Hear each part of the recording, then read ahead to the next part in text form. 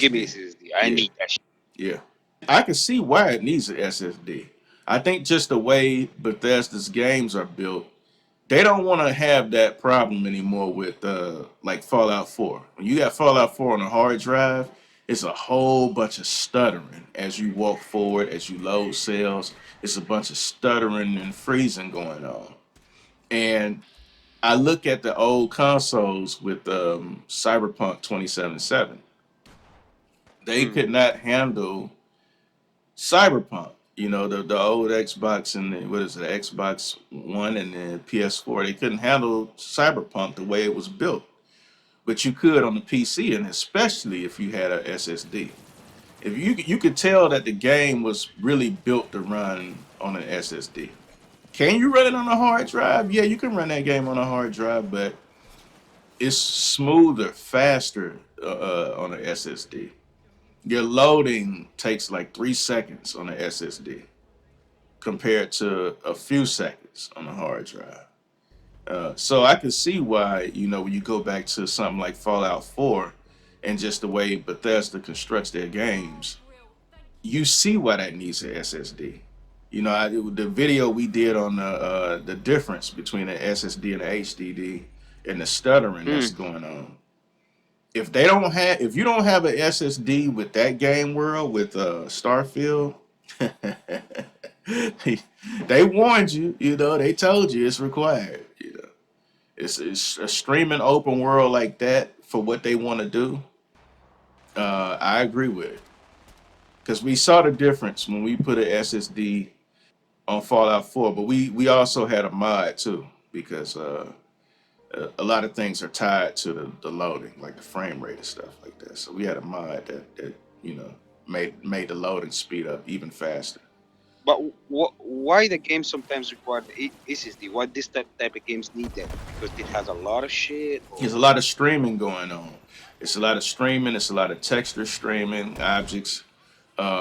Just you going back and forth, especially to places that if you want to go in and out of places without loading, um, SSD is good for that type of thing. If you want like really good performance, you don't want to be stuttering or whatever. SSD is what you want. Especially a M.2.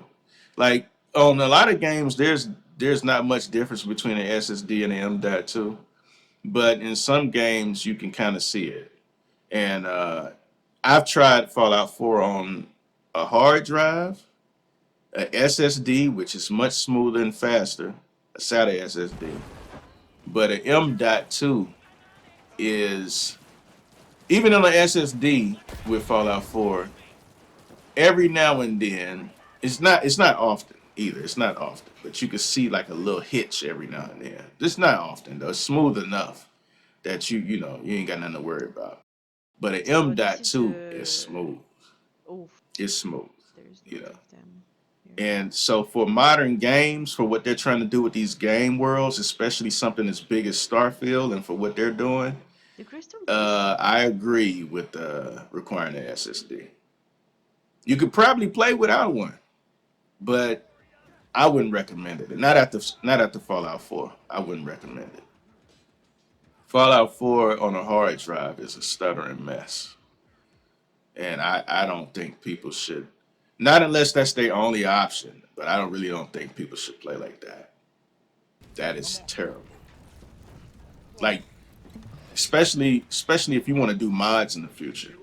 The gun loading, you can even see the gun. Like if you switch your guns, you can see like a second before it pops up, before it loads up. You don't just get your gun, you know.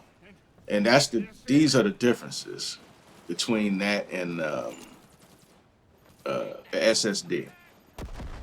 So I definitely agree with requiring an SSD. I know for some people it's still out of reach, even though they've gotten cheaper over the years. For some people, it's still out of reach. You can get like a 1 terabyte, 1 terabyte SSD. The prices have gone down. I think you could benefit from a 1 terabyte because the game itself, Starfield, requires 125 gigs. So and if you're doing mods, You do mods as deep as we do mods. You're probably gonna go 200 plus gigs, you know, storage for that. So, and then plus the DLCs and all. But SSDs Mm. are the way to go.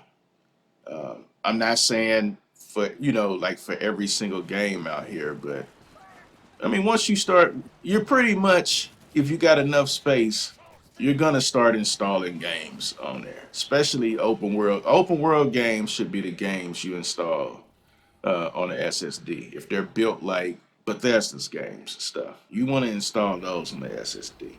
You can get away with something like a Grand Theft open world or something like that on a hard drive still, but a lot of other games that are like big, there's a lot going on, there's a lot of streaming and everything. You want an SSD for those games. Yeah, SSD is like something you need now Yeah, for these type of games.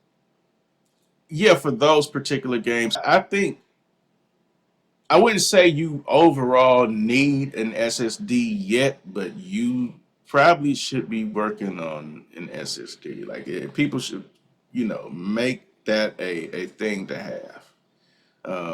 And make sure you get a good size too. Don't get anything small because of the price. When SSDs were the affordable SSDs at one time was like what 512, 256 gigabytes. Like, no, we're not doing that. We can't do that. I don't care if they, $40 or whatever. You need to get a good size SSD, especially if you're a gamer. You're a gamer, definitely start with a terabyte if that's all you can like really get. But 2 terabytes are definitely affordable, um, Wild and the dinosaur. 4 terabytes The are coming best down pretty stupid well little too. wild dinosaur. So make sure you Wow. get With a those. big space like that, Yeah, that's for you gaming have though. like a wild Gaming is dinosaur who games lives are getting inside. bigger and bigger. So that's So why you a 4 terabyte ain't necessarily. It sounds like a lot of space, and it might sound ridiculous, but when you think about the types of games you play, and they're over 100 gigs a piece, not really. You know, you could probably do six to seven games in 1 terabyte. Average. And if you play a lot of games, or do a lot of modding or whatever, you're gonna see why you need 4 terabytes. The last thing I would say to that is make sure try to avoid QLC. I know some people are gonna debate about that, but try to avoid QLC SSDs. Those are gonna be the real cheap and affordable SSDs. Like you're gonna see the price and you're gonna see the amount of storage, and you're gonna be like, wow, yeah, that looks good right there. Uh, I can get 4 terabytes for like $75. That's good. No, that you need to what? check that out. You need to see I'm um, learning, okay? I do what my type of best for SSD going it is. faster, huh? And if it's a QLC, sometimes it's hard Man, to I'm not find a because the man. advertiser don't want to put that out there like to the forefront. But you might have to look for it. You might have to look in the comments, ask questions, go research, see a review on them, or whatever you need to do to make sure you're not getting QLC. I'm not saying QLC is overall bad. I guess it has its purposes, but for gaming, do not do this. Do not do this. So make sure you're not getting QLC SSDs for gaming, and you should be good. Mm. Yep. I think Intel have one of these. I think all the big players have QLC SSDs. Like they're real affordable. They're like almost hard drive level affordable. Well, they are hard drive level affordable. What am I talking about? You can get like 16 terabytes on a hard drive now. So, but yeah, they're definitely affordable. You can get 8 terabytes, but they'll at the moment most of the 8 terabytes are QLC. So, be aware of that. The top that you can get right now at a good price to performance is 4 terabytes, but the 8 terabytes are probably going to be QLC. And even in it, sometimes it's in the name. Like I think Samsung has a QVO. You know, instead of the EVO, they got QVO. QVO is going to be the QLC, and that's what you want to avoid unless you're only doing strictly maybe storage matters or something like that. Gaming, if we talking about gaming and things moving, uh, avoid QLC. Mm. Hello viewers, don't forget to like this video, comment on it below, share it with others, and most of all, subscribe. We hope you enjoyed it. Thanks for watching. It's too big.